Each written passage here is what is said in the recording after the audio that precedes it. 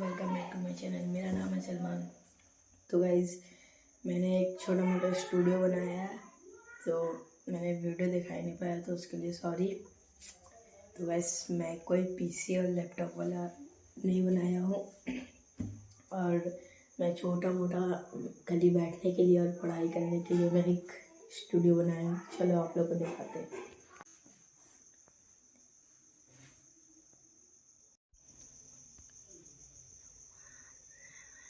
तो गाइज़ मैं वही स्टूडियो में बैठा हुआ हूँ। तो गाइज़ आप लोग कमेंट करके ज़रूर बताना कि मेरे लिए कौन सा बेस्ट वीडियो रहेगा यहाँ पर बैठ के बनाने के लिए, मतलब कौन सा इफ़ेक्ट में मैं बनाऊँ।